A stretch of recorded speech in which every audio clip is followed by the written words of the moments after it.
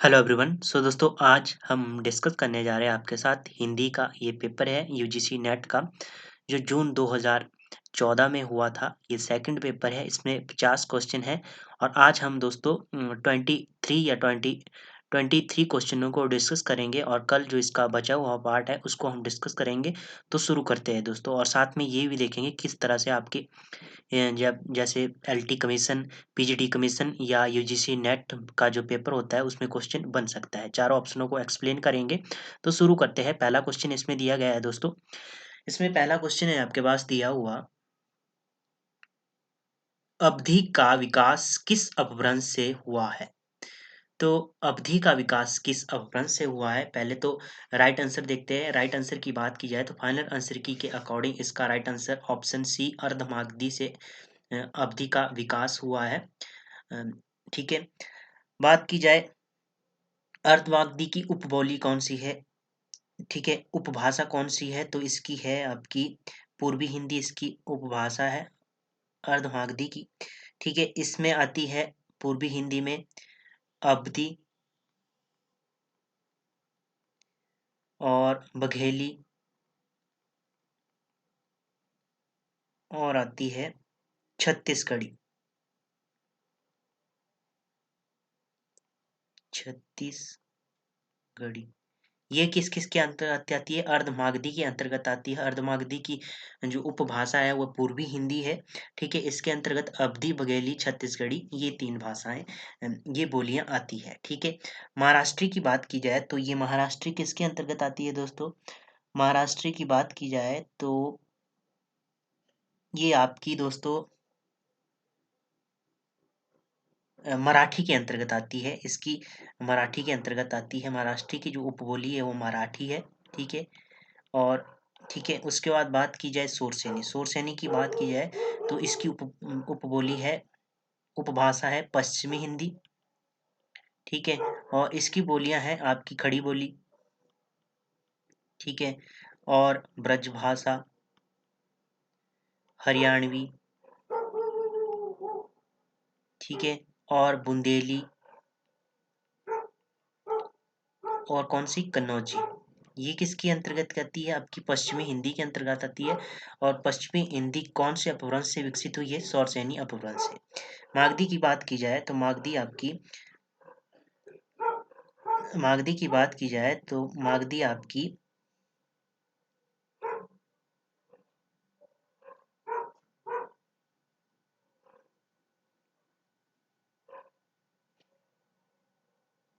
मागधी का आप comment box में मुझे आंसर बताइए। ठीक है। मागधी किस अपभ्रंश के अंतर्गत आती है?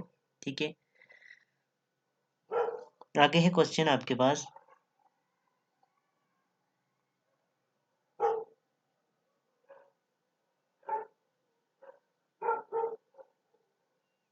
ठीक है, इनमें से किसको संविधान की अठम अष्टम अनुसूची में सम्मिलित नहीं किया है?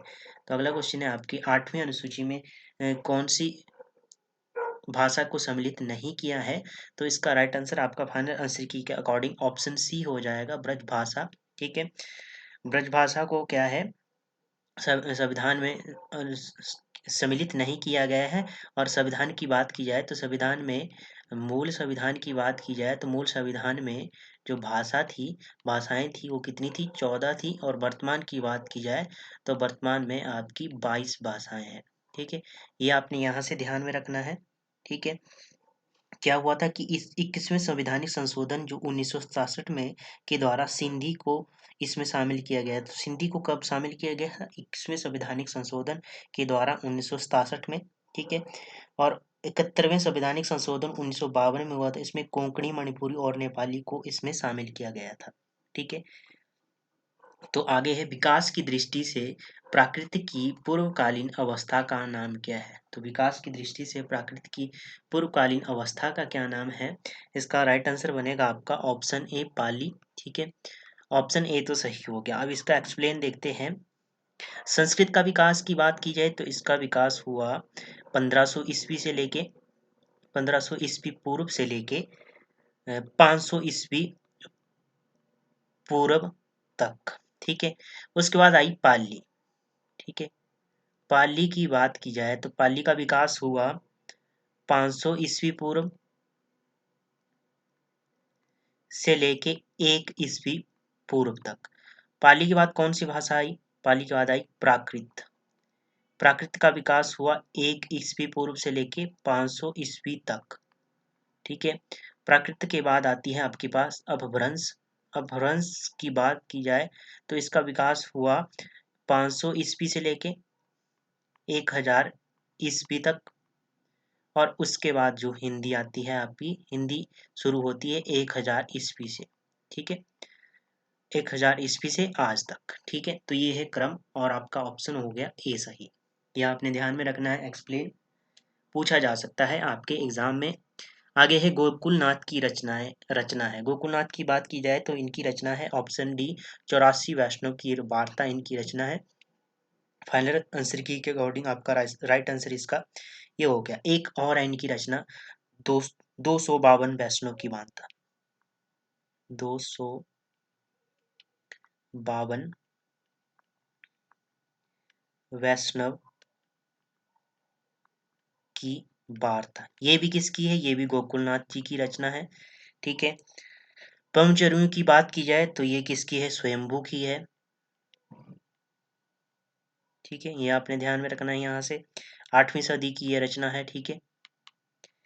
और ललित विस्तार की बात की जाए तो ललित विस्तार किसकी रचना है? परशुराम शर्मा वैद की है।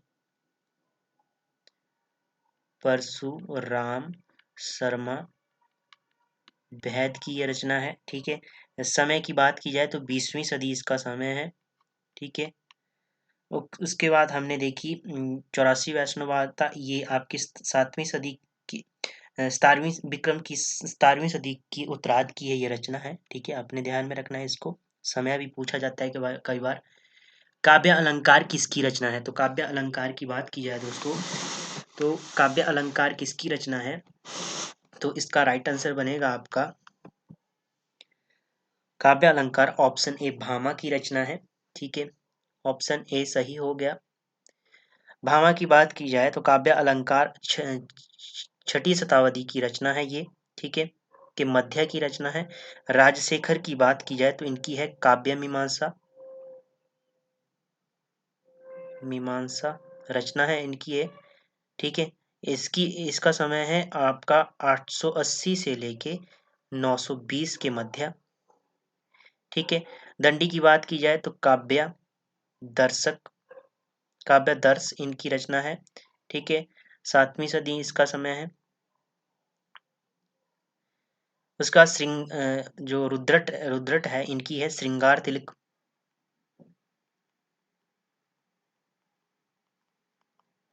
श्रृंगार तिलक है इनकी।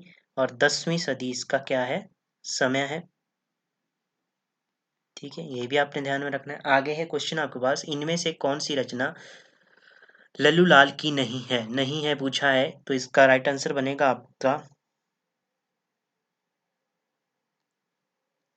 राइट आंसर बन जाएगा इसमें ऑप्शन सी सुख सागर किसकी रचना नहीं है? ये लल्लू लाल की रचना नहीं है। ठीक है, सुख सागर किसकी है? ये निसार की रचना है। ठीक है, सुख सागर और जो इनकी है सिंहावतसी, इसका समय है 1801। लल्लू लाल की रचना है। बेताल पच्चीसी की बात की जाए 1801 है इसका भी समय। ठीक है, उसके बाद है आपकी लाल चंद्रिका। लाल चंद्रिका की बात की जाए तो लाल चंद्रिका का समय है 1818। ठीक है, ये भी आपने ध्यान में रख। सुख सागर की बात की जाए तो इसका समय है आपका अ, ये किसकी रचना है? निसार की रचना है, ये आपने ध्यान में रखना है। निसार की रचना है। ठीक है, और कौन कौन सी रचना है निसार की? निसार की और कौन कौन सी रचना है? एक तो है इनकी सुख सागर होगी, मथक बुत का वारी है, और एक सुरासुर निर्णय है। सुरासुर निर्णय, ये ध्यान में रखनी है आपकी। इसका समय है 1783। ठीक है, मुंशी सदा सुखलाल,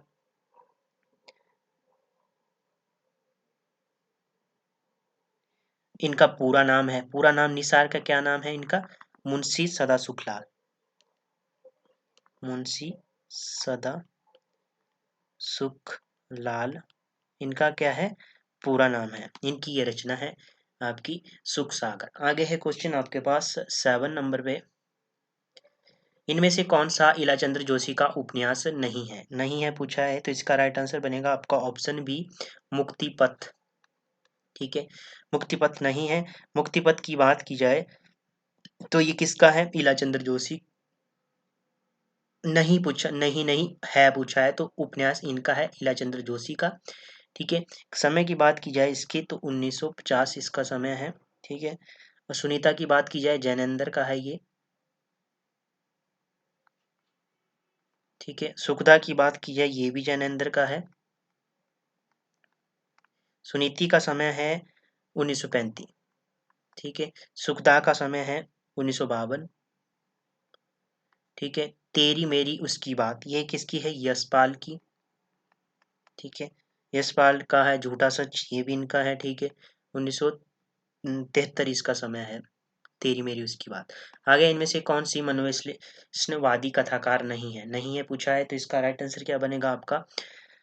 इसका राइट आंसर बन जाएगा ऑप्शन बी, चतुरसेन शास्त्री मनोविश्लेषणवादी कथाकार नहीं है। ठीक है, उसके बाद जैनेंद्र के जन्म की बात की जाए तो इनका जन्म हुआ 1905 में, मृत्यु होगी इनकी 1988 में। इलाचंद्र जोशी की बात की जाए, इनका जन्म हुआ 1902 में। ठीक है, मृत्यु इनकी होगी 1982 में। ठीक है, और आपका आगे की बात की जाए 1911 में इनका जन्म हुआ।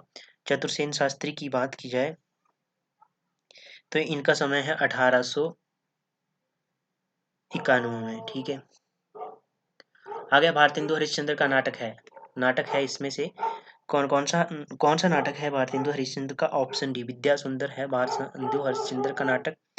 ठीक है, इसका समय है 1868। ठीक है, आगे है पाखंड विडंबना भी है इनका। ठीक है, और है इनकी कर्पूर मंजरी है, मुद्राक्षस है। ठीक है, सत्य हरिश्चंद्र है, ये इनके कुछ प्रमुख नाटक है। आगे कुछ का आपके पास 10th नंबर पे क्वेश्चन, इनमें से कौन सा काव्य राम कथा पर आधारित है? राम कथा पर आधारित काव्य बताना है आपको। इसका राइट आंसर होगा आपका ऑप्शन ए, भूमिजा। ठीक है, भूमिजा क्या है? राम कथा पर आधारित है। ठीक है, भूमिजा की बात की जाए तो किसकी रचना है ये? रघुवीर शरण मिश्र की है। रघुवीर शरण मिश्र की क्या है ये रचना है। ठीक है, और इसका समय है 1961। राम कथा है पर आधारित। कामिनी की बात की जाए तो शैव दर्शन पर आधारित है ये। ठीक है, और प्रसाद की रचना है, 1936 इसका समय है। नीरजा की बात की जाए 1935 इसका समय है। गीति काव्य है, गीति काव्य संग्रह है, और महादेवी वर्मा की रचना है। ठीक है, यशोधरा की बात की जाए तो ये किसकी है दोस्तों? ये है आपकी मैथिलीशरण गुप्त की। ठीक है, गुप्त की रचना है, वो 1932 इसका समय है, और ये गौतम बुद्ध की पत्नी यशोधरा के वियोग पर आधारित है। ठीक है, नाटक को पंचम वेद किसने कहा?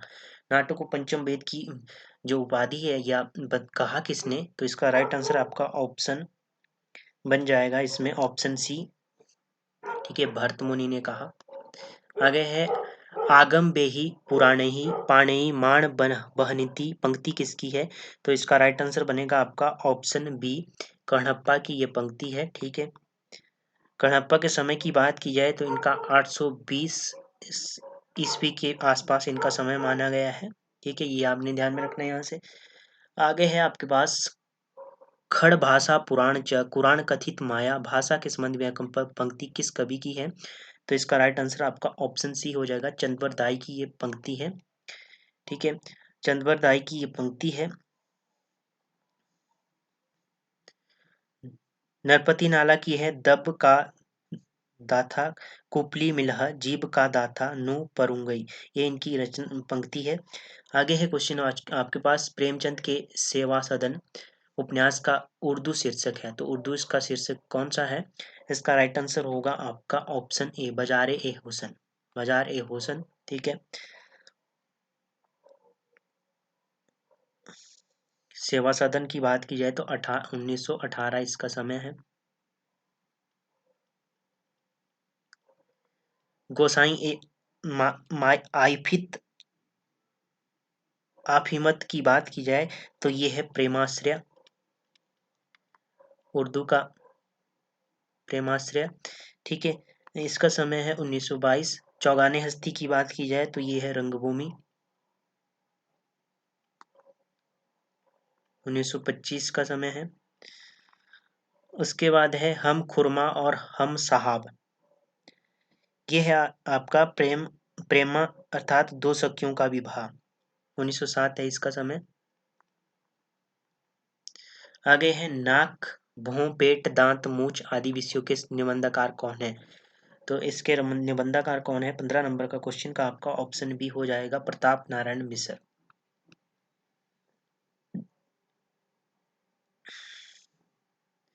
जयशंकर प्रसाद का सर्वप्रथम नाटक कौन सा है? जयशंकर प्रसाद का सर्वप्रथम नाटक कौन सा है?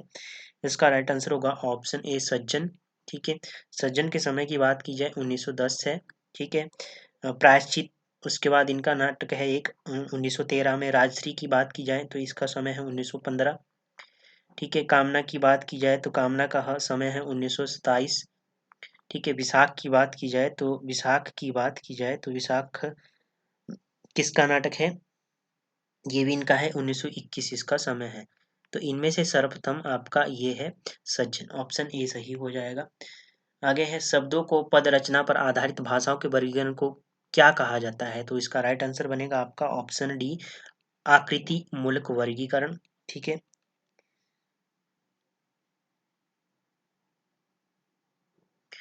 आगे है दूसरा दरवाजा किस विधा की रचना है? दूसरा दरवाजे की बात की जाए तो ये ऑप्शन आपका ए हो जाएगा, नाटक की विधा की रचना है।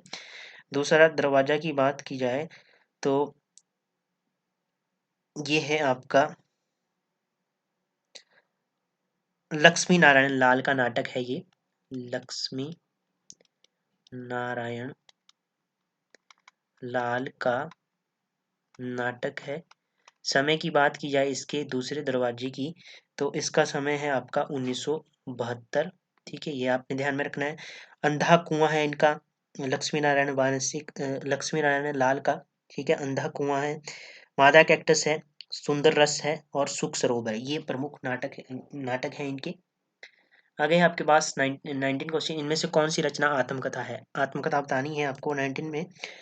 इसमें आपका राइट आंसर बनेगा ऑप्शन सी, मेरे साथ जन्म। ये क्या है? आत्मकथा है। ठीक है, मेरे साथ जन्म आत्मकथा किसकी है? हंसराज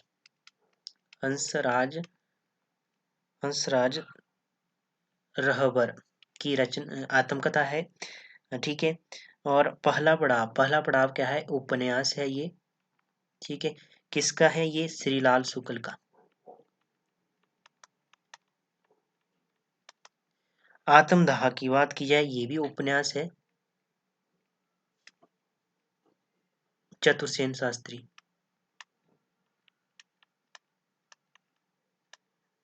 ठीक है, कमेंट बॉक्स में मुझे बताइए कि मैं आईना क्या है, किसकी रचना है मैं आईना? रस गंगाधर की में पंडित राज जगन्नाथ ने किस बादशाह को की प्रशंसा की है? तो किसकी प्रशंसा की है? इसका राइट आंसर बनेगा ऑप्शन ए, शाहजहां की प्रशंसा की है, ऑप्शन ए सही हो गया। ठीक है, जगन्नाथ शाह ने समकालीन थे, शाहजहां के समकालीन थे तथा इन्होंने पंडित राज की उपाधि इन्हें शाहजहां ने ही दी थी। और बात की जाए 1628 से 1658 तक शाहजहां का शासन था। जगन्नाथ ने अपने ग्रंथ रस गंगाधर में शाहजहां की प्रशंसा की है। इनकी अन्य रचना की बात की जाए किसकी? पंडित जगन्नाथ की, तो इनकी रचना है एक आसफ विलास है, एक रचना इनकी, और एक है चित्र मीमांसा। ठीक है, चित्र मीमांसा खंडन। एक है भामिनी विलास। 21 क्वेश्चन में क्या पूछा गया है आपके पास? इसमें नाटकों का सही क्रम बताना है आपको भारतेंदु के। तो 21 में बनेगा आपका भारत दुर्दशा की बात की जाए तो इसका समय है 1880। नील देवी की बात की जाए तो इसका समय है दोस्तों, नील देवी का समय है 1881। अंधेरी नगरी का समय है 1881। सती प्रताप की बात की जाए 1882 है। और कौन कौन से हैं? प्रेम जोगनी 1875। ठीक है, तो ये आपका ऑप्शन डी सही हो गया। आगे है पंत। पंत की काव्य रचनाओं का सही क्रम बताना है आपको। पंत की बात की जाए तो ग्रंथी, इनकी पहली रचना इसमें 1820 से शुरू होती है। उसके बाद बात की जाए वीणा, वीणा 1972, ग्रंथी 1920। पल्लव की बात की जाए तो पल्लव का समय है 1928, पल्लव का समय। गुंजन की बात की जाए तो गुंजन है आपका 1932। युगकांत की बात की जाए 1936। ग्राम्य की बात की जाए तो ग्राम्य का समय है 1940। आपका ऑप्शन बी सही हो गया। आगे है इन उपन्यासों का प्रकाशन काल के अनुसार सही क्रम बताना है आपको।